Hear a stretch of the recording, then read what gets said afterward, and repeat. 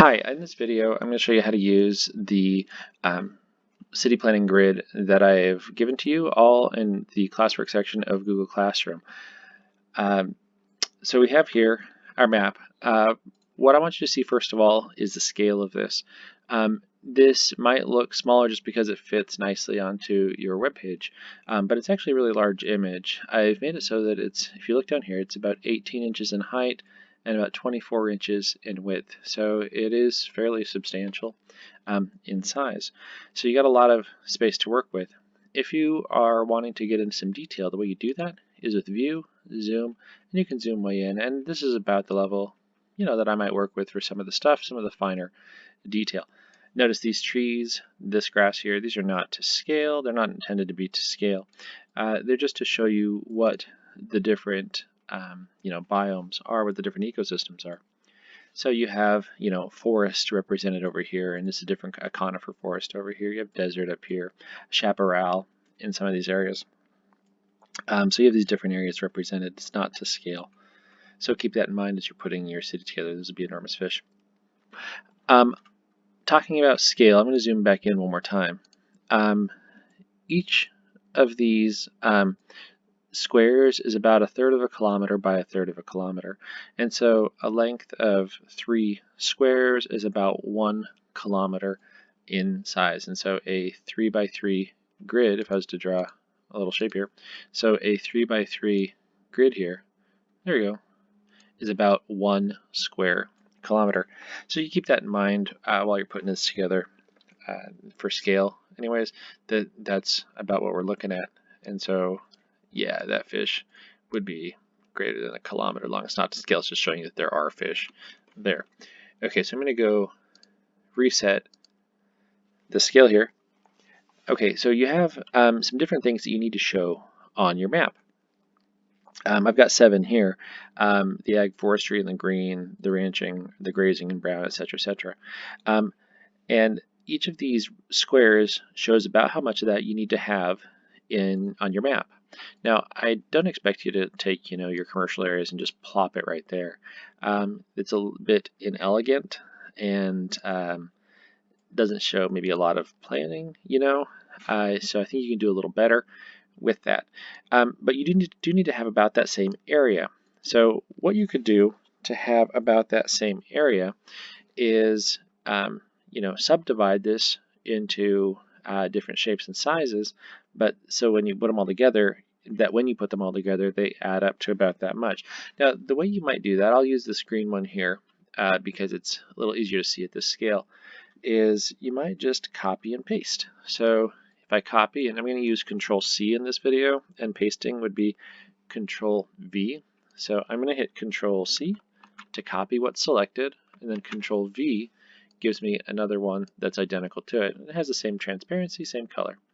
And what I might do then is resize it. So I want maybe a rectangle, and I'm going to lay it right on there.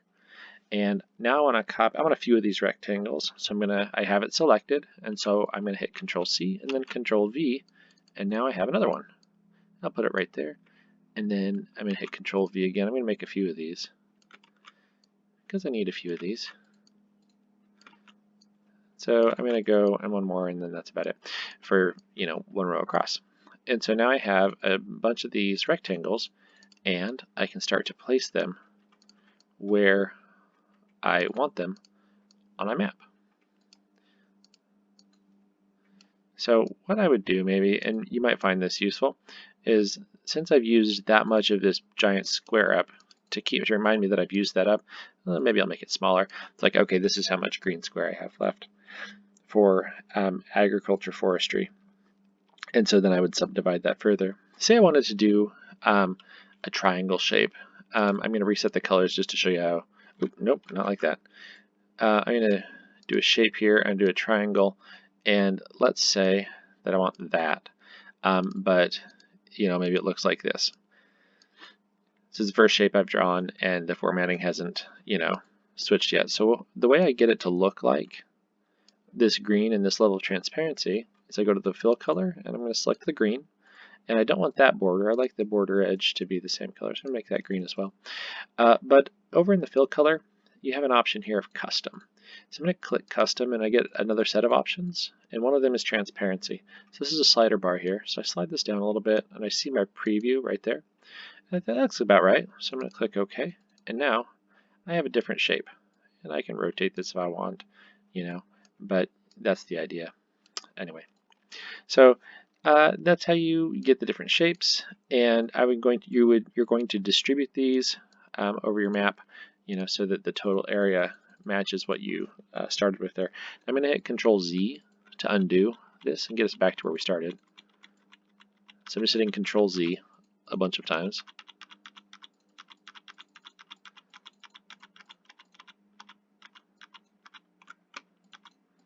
And we're back where we started. Oh, almost, one more. Okay, so there we go. So that's that. That's how you work with these. As you go, you're going to create a key down here in this intentionally open spot down here.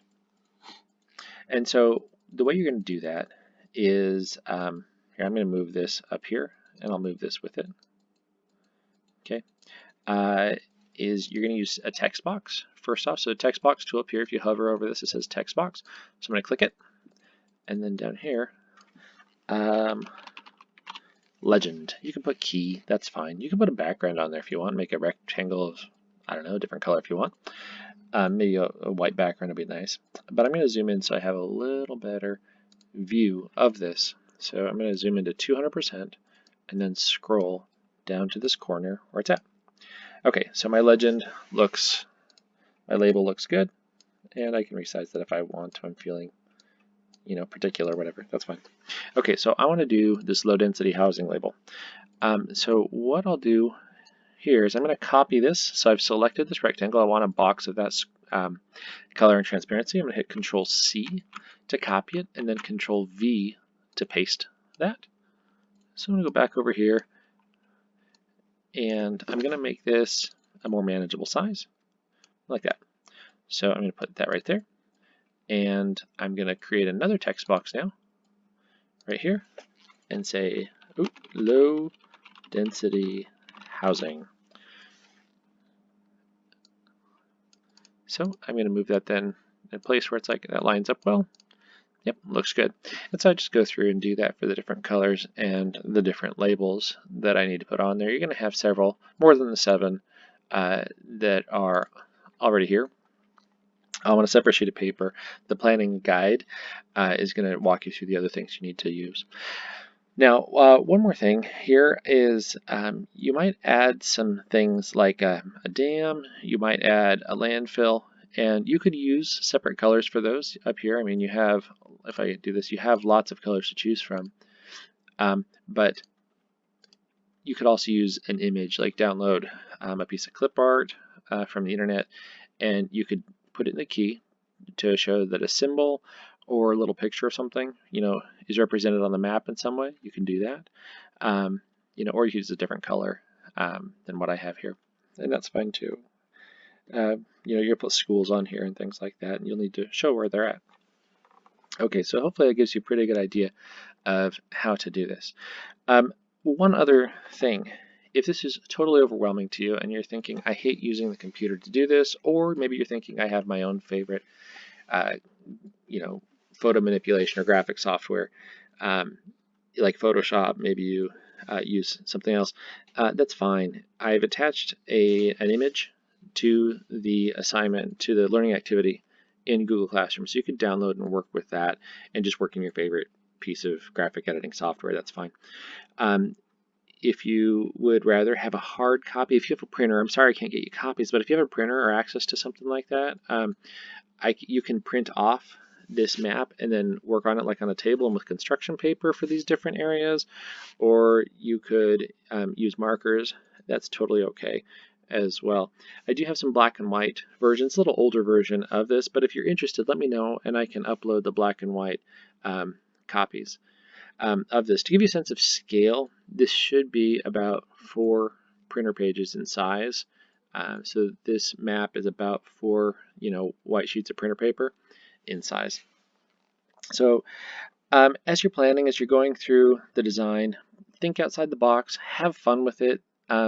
This is intended to give you a chance to synthesize and demonstrate all the different things you've learned throughout the year with environmental science and principles of sustainability. So be creative, have fun, create something of your dreams here, and good luck.